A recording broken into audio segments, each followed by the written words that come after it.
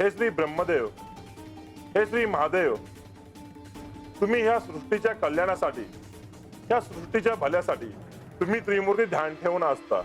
आज ही समुद्र मंथनाच्या वेळी श्री विष्णूंनी कासवाचा अवतार धारण केला, म्हणूनच हे समुद्र मंथन होऊ शकते.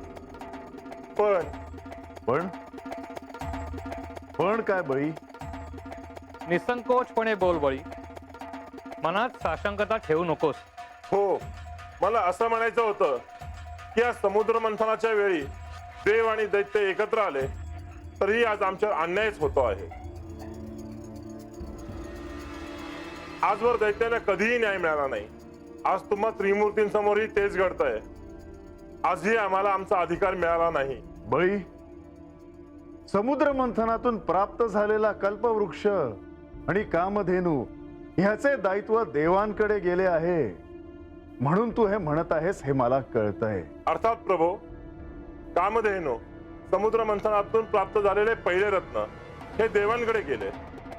त्याच न्यायाने दुसरे रत्न हे दैत्यांना मिळायला हवे होते, पण तसे घडले नाही. हा आमच्यावर अन्याय आहे. बळी, तुला हे असे वाटणे अत्यंत स्वाभाविक आहे, पण ही विभागणी ज्या आधाराने झाली आहे ती तुझ्या ध्यानात नाही येणार. तरी पण ही विभागणी होणे अत्यंत आवश्यक आहे. म्हणजे आम्हाला ज्या इच्छा आहेत त्या पूर्ण करणारा वृक्ष आमच्याकडे येऊच नाही की काय? जर आम्हाला काही मिळणारच नसेल तर हे मंथन आम्ही का करावं देवा? बळी, ह्यानंतर समुद्र मंथनातून जे रत्न बाहेर येईल त्यावर अधिकार दैत्यांचा असेल. हे असं नक्की घडेल देवा? होय.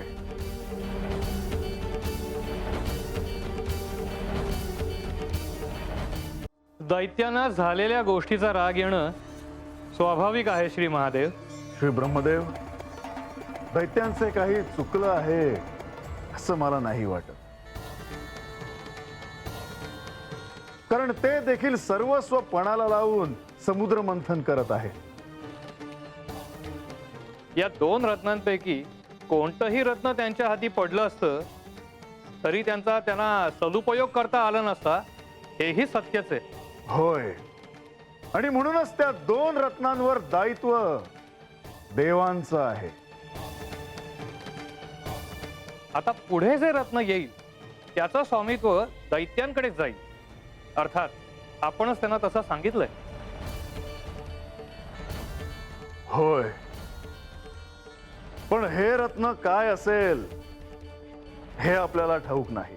ही रत्न म्हणजे सृष्टीला मिळालेल्या दिव्य शक्ती आहे.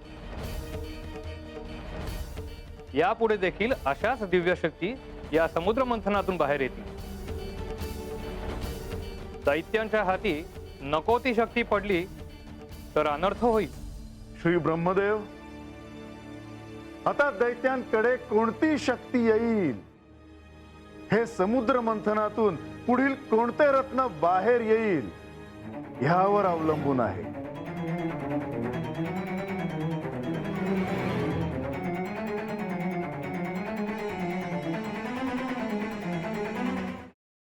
Paneer mushroom stick with barbecue sauce करण्यासाठी लागणारे साहित्य: किसलेलं गाजर, उकडलेला बटाटा, पनीर, तांदूळाचं पीठ, रवा, मटार, मशरूम, कोबी, मीठ, मिरची, कोथिंबीर आणि बार्बेक्यू सॉस. कृती: प्रथम एका बाउलमध्ये किसलेलं गाजर, उकडलेला बटाटा, कुस्करलेलं पनीर, मटार, मशरूम, हिरवी मिरची, कोथिंबीर, कोबी, मीठ आणि तांदूळाचं पीठ घालून सर्व एकजीव करून घ्यावं. तयार मिश्रणाच्या स्टिक बनवून रव्यामध्ये घोळवून गरम तेलात तळून घ्याव्यात आणि सर्व्ह कराव्यात.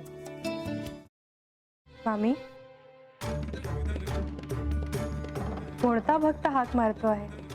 ध्यानात इतके मग्न आहात. बाणाईला भेट घ्यायची आहे देवी. वाटलंच मला. ती अस्वस्थ असणं स्वाभाविकच आहे. तिच्या दृष्टीने हे सारंच गोंधळून टाकणार आहे. अशा वेळी तिला तुम्हाला किंवा मला भेटावं असं वाटणं हे स्वाभाविक आहे. नमस्ते अंकल जी. वो हमें आपसे कशा करता आलास तू इथे? बेकीची चाडी करायला? काय समजतो काय स्वतःला तू? अरे आजारपणात माझा जीव वाचवला म्हणून घरातल्या पोरी बाळींवर अरे कुठून कुठून येता तुम्ही, नाही ते उद्योगधंदे करता इथं खपवून घेणार नाही. मी सांगतो तुला, मी फार वाईट माणूस आहे, लक्षात ठेव. हा, पोलिसात देणार होतो तुला. केवळ विके आडवाला म्हणून लक्षात ठेवलं, ते इथून दिंड काढणार होतो तुझी मी. मामा, आता आपण काहीच करू शकत नाही.